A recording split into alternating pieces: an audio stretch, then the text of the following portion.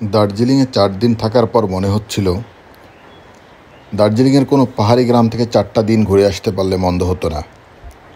এরকম একটি গ্রামের সন্ধান পেয়ে গেলাম। জজবাজারের সামন থেকে মিনারেল স্প্রিংয়ের একটি শেয়ার গাড়িতে উঠে পড়লাম। 100 টাকা জন প্রতি ভাড়া। আমার গন্তব্য মিনারেল স্প্রিং ভিলেজ। নৈসর্গিক সুন্দর একটি পাহাড়ি গ্রাম। অসংখ্য রিভিউ দেখে আমি মূলত এই গ্রামটি ঠিক করেছিলাম। মিনারেল স্প্রিং ভিলেজের এই হোমস্টেটির দেখাশোনা করেন আশিসদার সাথে যোগাযোগ করেই মূলত এই শেয়ার কারের নাম্বার ম্যানেজ করে সেখানে আমি যাচ্ছি। এই গাড়ির বাকি প্যাসেঞ্জাররা মূলত লোকাল। গাড়িতে একমাত্র টুরিস্ট আমি। মিনারেল স্প্রিং ভিলেজ থেকে একমাত্র শেয়ার কার এটি। এর মাধ্যমেই সাধারণত লোকাল লোকজন চলাফেরা করে, ফলে প্রচুর পরিমাণে মালামাল ওঠে। একই সাথে এই গাড়িটি ডেলিভারির কাজ করে। ফোনে আগে থেকে যোগাযোগ করে রাখলে বিভিন্ন বাসায় এই গাড়িটি মাল ডেলিভারি করতে করতে যায়, ফলে কিছুটা সময় লাগে। তারপরে অভিজ্ঞতা মন্দ না। নতুন এক পরিবেশে নতুন এক অভিজ্ঞতা।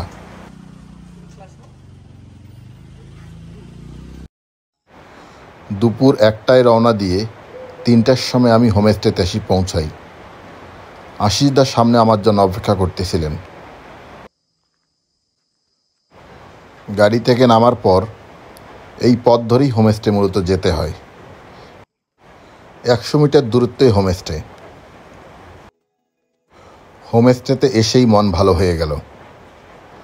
বারান্দা থেকে এবং রুম থেকে ভিউ অনেকটা একই রকম। হোমস্টের ভিউ ছিল এরকম। সমস্ত ক্লান্তি নিমেষেই উড়ে গেল। সামনে যে পাহাড়টি দেখা যাচ্ছে, এই সামনের চূড়াটি মূলত দার্জিলিংয়ের ঠিক পাশেই লিবংয়ের উপর দিয়ে মূলত আমাদের আসা। দার্জিলিংয়ে দেখে এসেছিলাম ব্যাপক বৃষ্টি, কিন্তু এখানে আসার পর দেখলাম কোনো বৃষ্টি নেই। এই ডান দিকের যে পাহাড়টি দেখা যাচ্ছে, এটি হচ্ছে সিকিমের নামচে। রুমে ঢুকতে না ঢুকতেই আশিসদা 1 কাপ গরম চা নিয়ে আসলেন। এটি তাদের নিজেদের বাগানের চা। এখানে চায়ের কোনো কমতি নেই।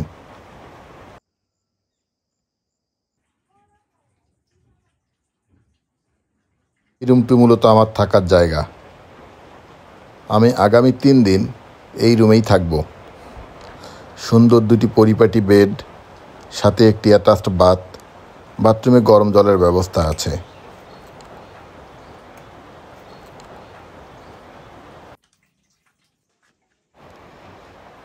আর এটি হচ্ছে হোমস্টের ডাইনিং রুম। এই পাহাড়ের মাঝে এই জায়গায় বসে মূলত খাওয়া দাওয়ার করার ব্যবস্থা। প্রথম দেখাতেই মন ভরে গেল। আমি ঠিক এমনটাই চেয়েছিলাম।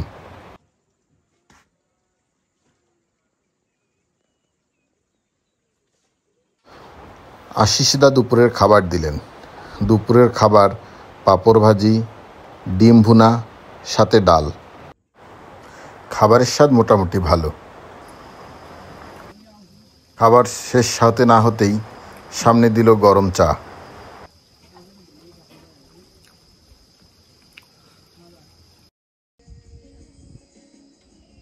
এই হোমস্টেতে পাশাপাশি 3টি কটেজ। 2টি কটেজে তারা ভাড়া দেয়, আর একটি কটেজ তারা নিজেরাই থাকে। এখন একটি কটেজ মেরামতের কাজ চলছে।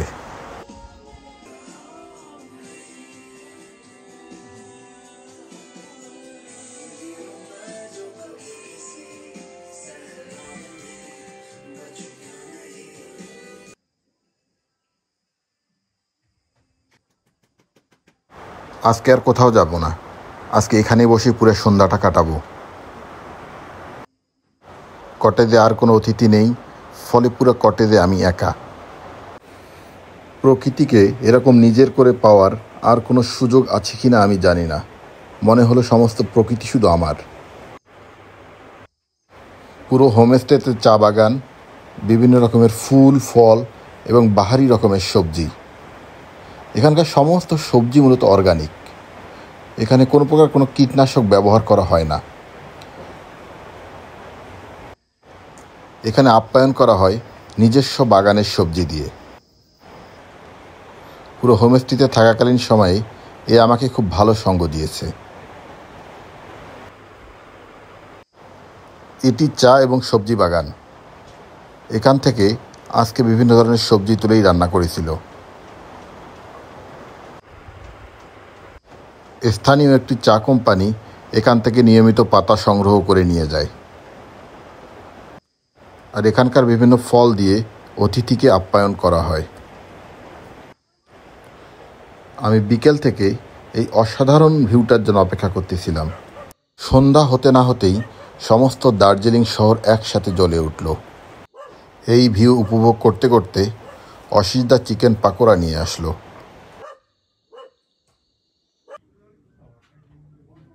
খুব ক্লান্ত ছিলাম, রুমেই খাবার দিয়ে গেল। রাতের খাবারই ছিল পাঁপড় ভাজি, ডিম, ঢেঁড়স, বাসকরোল। এখানে একবেলা ডিম, একবেলা মাংস দেয়। সকালে ঘুম থেকে উঠে গ্রাম ঘুরতে বেরোলাম। আশেপাশে নিজের মতো করে 1-1.5 ঘন্টা হাঁটলাম। শুনশান নীরবতা। এই পুরো সময় জুড়ে একটা মানুষকেও আমি দেখিনি। সামনে একটি পাহাড়ি ঝর্ণা, তার শব্দ শোনা যাচ্ছে, কিন্তু সেখানে যাওয়ার কোনো উপায় নেই। এখানে প্রকৃতি আমাকে আমার মতো করে ধরা দিয়েছে। আর একটা গুরুত্বপূর্ণ কথা এখনো বলিনি, এই হোমস্টের খরচ। এই হোমস্টেতে থাকা খাওয়া 1200 টাকা করে। এক রুমে 2 জন থাকা যায়। আমি যেহেতু একাই এসেছি, এক রুমে থাকা খাওয়া সহ আমার কাছে খরচ নিয়েছে 1300 টাকা করে। তবে এইখানে যারা আসবেন, যারা এখানে আসতে চান বা আসবেন, তারা এখানে এসে বিশেষ কোনো সাইট সিইংয়ে যাবেন না। এখানে সাইট সিইং না, আশেপাশে গ্রামটাই শুধুমাত্র ঘুরে দেখবেন। গ্রামের পাশেই একটি চমৎকার ব্রিজ, তার নিচ দিয়ে বয়ে চলেছে একটি নদী।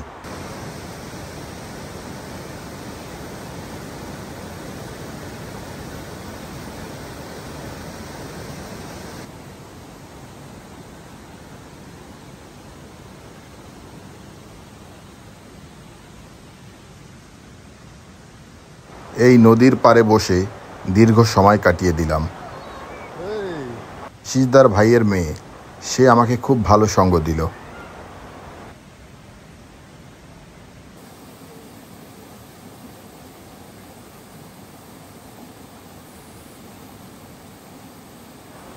এই ভিডিওতে আশিসদার কোনো ভিডিও ধারণ করতে পারিনি। তার ওয়াইফ অসুস্থ হওয়ায় তিনি হাসপাতালে গেছেন। কয়েক রাত সেখানে থাকতে হবে। আমাকে নানাভাবে সহযোগিতা করছে আশিসদার ছোট ভাই। গ্রামের পুরো রাস্তা জুড়ে এরকম বেশ কয়েকটি ঝর্ণা চোখে পড়ল। ঠিক করলাম এই গ্রামে আজকের পর আর ভিডিও করব না। বাকি 2 দিন নিজের মতো করে এই পাহাড়ি গ্রামে থাকব। আজকে আমার চেক আউটের সময়। আমি আজকে এখান থেকে বের হব, বের হয়ে দার্জিলিং চলে যাব। আজকের ওয়েদারটা একটু অন্যরকম। আমি যে কারণে মূলত এখানে এসেছিলাম মিনারেনিস স্প্রিং ভিলেজে, বৃষ্টির মাঝে পাহাড়ে কয়েকটা দিন পাহাড়ি একটি গ্রামে থাকতে। তা আজকের ওয়েদারটা ওই রকমই, প্রচণ্ড সকাল থেকে মেঘে চতুর্দিকে ঘেরা, চারদিকে সামনের পাহাড়গুলো আর ঠিকঠাক দেখা যাচ্ছে না, এবং বৃষ্টি। এটা খুব অসাধারণ ফিল। এখান থেকে যেতে মন চাচ্ছে না, কিন্তু আরও 2টা দিন থাকতে পারলে হয়তো ভালো হতো। তারপরে এখন যেতে হচ্ছে।